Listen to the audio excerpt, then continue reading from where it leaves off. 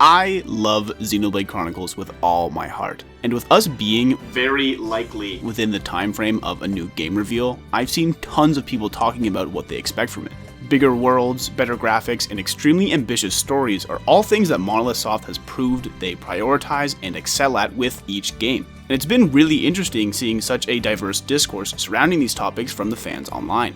I've already made a video discussing the story of the next entry, but I thought it would be fun to throw my hat in the ring once more and discuss a bunch of the smaller parts that I think would make the next game really cool. So here are 10 random smaller things that I would love to see in Xenoblade Chronicles 4, or whatever gem Monolith decides to make next. Real quick, we are so close to hitting 1,000 subscribers, so if you subscribe, I'll love you. Thanks. Number 1. I've seen a lot of people say this already, but I think new drivable vehicles would be great for making exploration feel fresh. Flying around the world with the Skells is one of the best parts of Xenoblade X because of how easy and fun it is to traverse that game's extremely unique map. And I think introducing new types of vehicles could do the same thing for this new game. I thought it would be cool if each major area had its own unique vehicle you could unlock. Like, the first area could have a simple motorcycle where you could move faster and make larger jumps, and then a desert area could have a buggy or something, where you could climb mountains and hills easier. And a water area like Arithia Sea could have Sea-Doos, where riding the waves would speed you up and give you access to new locations. Something like that. The worlds of these games are so unique and enjoyable to see, so I think giving the player fun ways to explore them would be great. Number 2. Speaking of exploring, whether we get vehicles or not, please give us a run button for ground exploration. I am begging you. Or at least some more movement options. I guess it's a relatively small thing, but running around the map takes up a decently large portion of the series. So I think just letting players traverse it a bit faster if they want would be a very appreciated quality of life change. Plus, once again, Xenoblade X proved that running and moon jumping everywhere is just really fun. This might be asking for a lot as well, but how cool would it be if you could climb things like in Breath of the Wild, or if you had a grappling hook type thing that lets you swing across larger gaps. Something like the bug wires from Monster Hunter Rise. That would be so cool, and it would pair with Xenoblade's giant worlds really well. I guess they would have to limit things like climbing quite a bit so that the level design doesn't become obsolete, but I'm sure they could figure out a way to make it fun and unique. Number 3. Please bring back the Collectopedia. And even better, bring back the affinity goal system from Future Redeemed, where there was a Collectopedia for pretty much everything, not just items. They would definitely have to redesign the system to fit a full-scale game, so that it isn't so integral to unlocking equipment and abilities, but giving the player some kind of reward for exploring and defeating bosses and enemies is so fun, and it gives incentives to do those things. As for what those rewards are, it can be as simple as EXP or skill points to upgrade stuff, or something like outfits and weapon skins for completing more challenging tasks. Speaking of which, number 4. I really want more outfits and weapon skins in the next game. Xenoblade 2 left all of its costumes for the DLC, and Xenoblade 3 didn't have a single weapon skin aside from the upgrades you get for the main party. And the amiibo, I guess. I understand making so many different models takes up a large portion of development time, so I'm not asking for the full customization of something like Xenoblade 1 and X, but I think giving situational outfits and weapons for certain characters adds so much personality to the game, and would make each area feel a lot more distinguished. Like, if the characters are in a winter area, give them some snow outfits, or if they're in a jungle, give them a Magna Forest kind of look. And of course, like I mentioned earlier, it would be a cool reward for completing certain quests as well.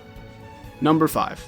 I would love to see more Monado type weapons in different styles. Something like Matthew's gauntlets in Future Redeemed made for a super cool character design and playstyle, and it led to some interesting moments within the story as well. Give me a Monado spear or axe or something in the next game. Monado gun. The giant red lightsaber weapons just scream Xenoblade in my mind, on top of looking super awesome. And I think you could keep the identity that weapons like the Monado and Aegis swords have set for the series, while also giving it a new and interesting twist. Number 6. This might be a bit of a controversial one, but I hope Masatsugu Saito, the character designer for Xenoblade 2 and 3, continues to do the designs for Xenoblade 4. I really don't want to beat a dead horse with spiked hammers here, so I'm not going to. I love a lot of the designs in Xenoblade 2. Characters like Zeke and Morag especially look so cool, while still having their designs be unique, colorful, and represent their personalities extremely well. When it came time to make Xenoblade 3, Saito clearly took a lot of the criticism to heart and created some more grounded characters with a bit of a modern techie look, which I also really love. It's a little basic, but I think Noah and Mio are the best examples of this, and probably my favorite designs from that game. Finally, Future Redeemed, in my opinion, has some of the best character designs in the series, with Matthew, Shulk, and Glimmer standing out for me personally, having the best mix of the aforementioned qualities from both games.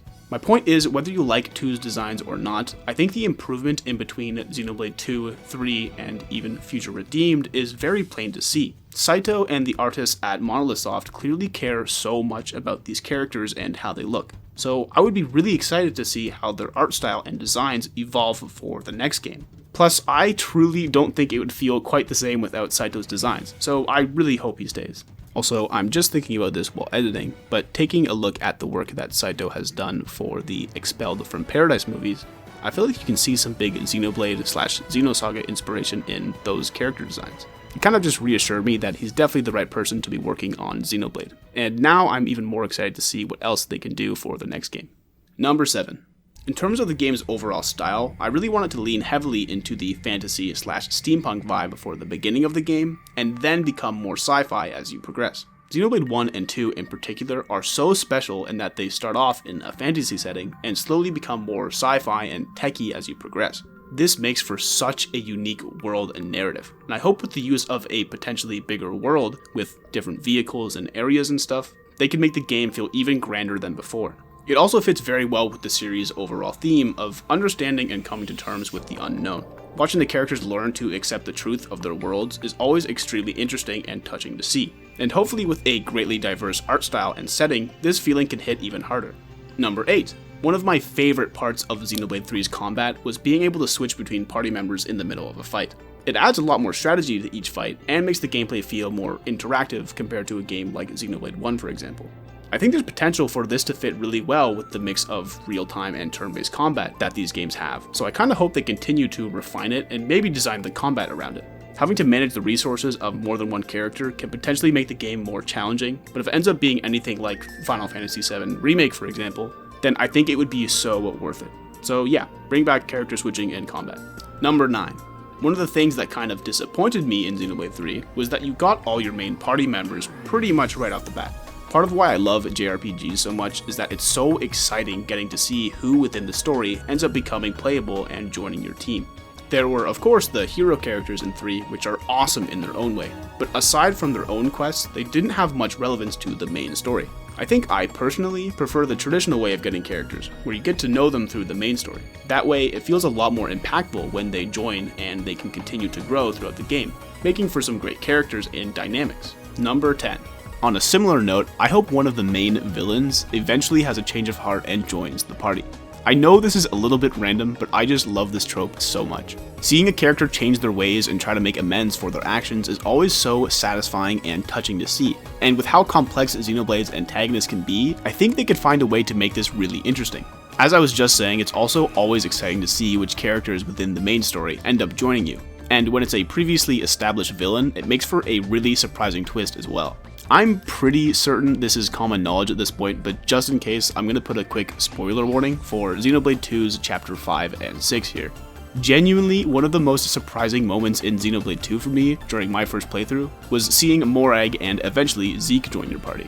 I had no idea that they were main characters and thought they would just be side villains or something. So seeing them join the group and have a big impact on the rest of the story was so cool to see. So I hope maybe I can relive that feeling again. And lastly, it's super fun to be able to use the attacks that bosses used on you in earlier parts of the game, and that is always cool to see. Number 11. Sort of on the topic of combat, I hope this game adds some new driver combo effects. Stuff like Topple, Launch, Smash, and Daze are so important for these games' combat systems, so I kind of want them to go crazy with it in the next game.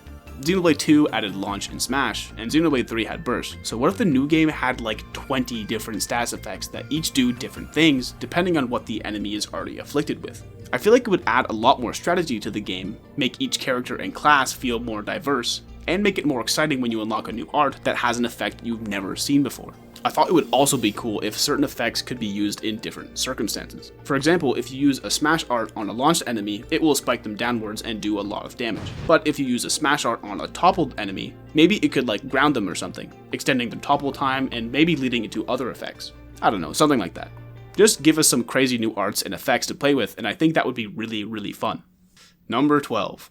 I want the main menu screen to be closer in style to Xenoblade 1's, and on a similar note, I want the title theme to have a huge orchestra like Xenoblade 1's as well. I like the softer piano themes of Xenoblade 2 and 3 so much, but 1's main theme will always take the cake for me. Watching the Monado sit in the waving grass as the background dynamically changes into a beautiful sunset and the music crescendos into this explosion of violins and horns will never get old. Like, I swear it is genuinely a universal experience that when you start the game, you just get mesmerized and have to sit through the entire thing before you continue. So I would love to see something like that again.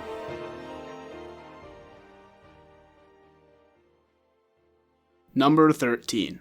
I think it's fair to assume that Xenoblade 4 will have a DLC side story like Xenoblade 2 and 3. And while I obviously have no idea what that could entail, I hope it gets teased in the main game. Both 2 and 3 did something similar, where the topics of the side stories were somewhat hinted at without the full story being told, and it really built up a lot of the hype and discussion surrounding it within the community.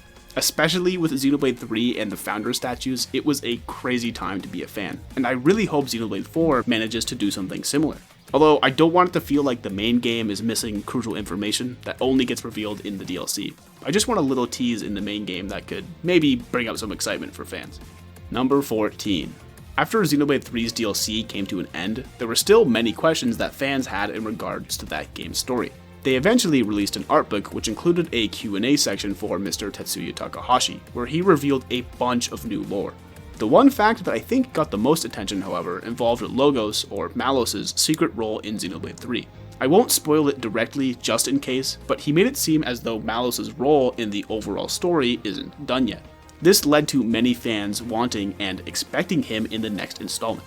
Like I mentioned near the beginning, I made a video a while ago talking about the story of the next game, and in it I said that I want the next game to be separate from the main trilogy, or X, with an emphasis that returning characters could distract from the new game and could make the series too difficult to get into for newcomers. With that said, however, if there has to be a returning character, I don't think anyone is more deserving to come back than Malos.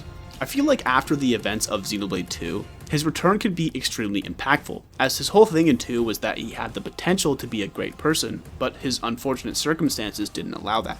I'm not exactly sure how he would come back, maybe he'd be reincarnated or reawakened sometime way down the line, but I do actually want to see Malos again. I think it would make a lot of sense thematically. Also, I still do kind of hope that the main game is separate from the others, but if he comes back in a DLC story or something, then I think that would be genuinely perfect. And finally, number 15, and this is the one that I think I want the most. I want this game to look incredible.